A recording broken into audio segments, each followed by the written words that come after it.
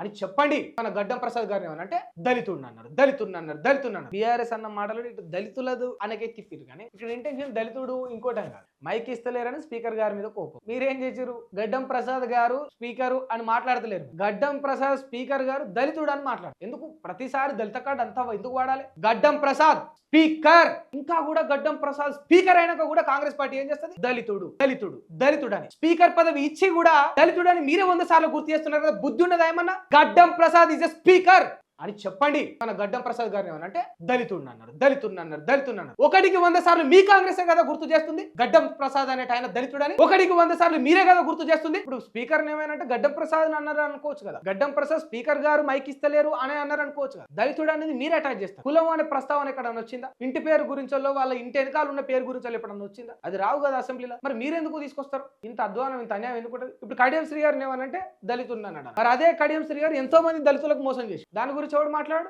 దాని గురించి ఎవడు ఎందుకు మాట్లాడు? ఇదే వివేక్ వెంకటస్వామి ఎంతో మంది దళితుల గొంతు కోసు దాని గురించి ఎందుకు మాట్లాడు? ఎంతో మంది దళితుల గురించి వ్యతిరేకంగా అన్యాయంగా వాళ్ళని అవమానపరుస్తూ ఈ వెలుగు దిన పత్రికలో ఎన్నో వార్తలు వచ్చినాయి, ఈ వివేక్ వెంకటస్వామి పత్రికలోనే. మరి అప్పుడు ఎందుకు మాట్లాడరు?